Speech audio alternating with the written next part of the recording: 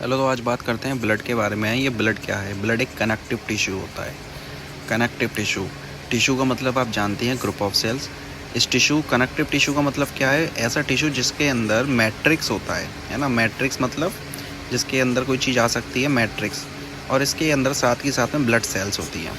तो जिसमें मैट्रिक्स और ब्लड सेल्स होती हैं उसको हम कनेक्टिव टिश्यू कहते हैं। ठीक है। मैट्रिक्स क्या होता है? ब्लड का मैट्रिक्स क्या है? ब्लड का जो मैट्रिक्स है उसको हम कहते हैं प्लाज्मा। ठीक है।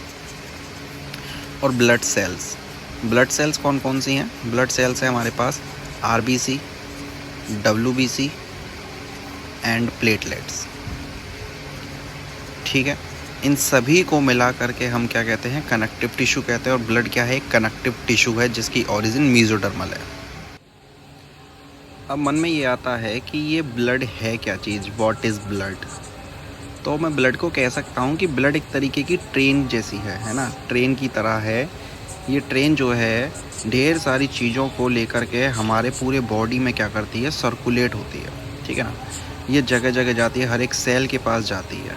ठीक है ना। इस ट्रेन के अंदर क्या है? इस ट्रेन के अंदर ढेर सारा ग्लूकोज है, प्रोटीन्स है, विटामिन्स है। हम जो भी खाते हैं वो सब हमारे ब्लड में चला जाता है। और ब्लड ही क्या करता है? इसकी सप्लाई करता है पूरी बॉडी में। तो ये जो ट्रेन चलती है, चल के जाती है किधर? सेल्स के पास। और सेल्स को जो कुछ चाहिए होता है ये उन सेल्स को दे देती है। जैसे कि ये सेल्स को दे देती है, डिलीवर कर देती है ऑक्सीजन, ग्लूकोज, ऐसी चीज़ें जो हमारे सेल्स के काम के लिए हैं। सेल्स हमारी ज़िंदा रहती हैं ना, तो ये सारी चीज़ें उनको डिलीवर कर देती है। अब सेल के पास जब भी कुछ जाता है तो उसमें कुछ ना कुछ वेस्ट प्रोडक्ट भी बनता है। तो वो वेस्ट प्रोडक्ट भी जो है ब्लड के थ्रू ही, हमारे पूरे बॉडी से ब्लड के थ्रू ही निकल के आता है।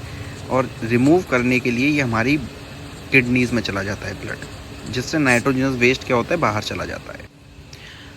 अगर अब कंपोनेंट्स ऑफ ब्लड के बारे में बात की जाए कि ब्लड के क्या क्या कंपोनेंट्स हैं, ब्लड के अंदर क्या क्या प्रेजेंट है, वो किन किन चीज़ों से मिलके बना हुआ है, तो ब्लड जो है इसके अंदर प्रेजेंट हैं दो चीज़ें। एक तो है प्लाज्मा और दूसरी हैं ब्लड सेल्स। तो प्लाज्मा और ब्लड सेल्स की बेसिक बातें अभी हमने की हैं। ठीक है ना। प्लाज्मा की अगर बात करें तो इसका जो कलर है ये पेल येलो कलर का है। पेल मतलब मुरझाया हुआ, पीले रंग का एक फ्लूइड जैसा स्ट्रक्चर है। जैसे हमारे चोट वगैरह जब कहीं लग जाती है तो साइड से क्या होता है, वहाँ पीला पीला जो इकट्ठा हो जाता है उसी को हम प्लाज्मा कहते हैं। ये एक विस्कस फ्लूइड है। ठीक है ना।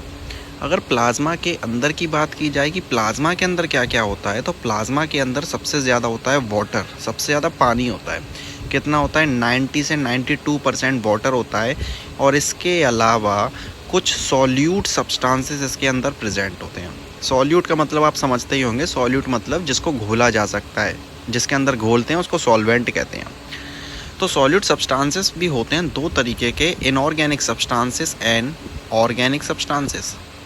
ठीक है ना। ऑर्गेनिक सब्सटेंसेस हम किसको कहते हैं? जिसके अंदर कार्बन होता है। कार्बन किसके अंदर होता है? जैसे कि ग्लूकोज है, वो क्या है? एक ऑर्गेनिक सब्सटेंस है।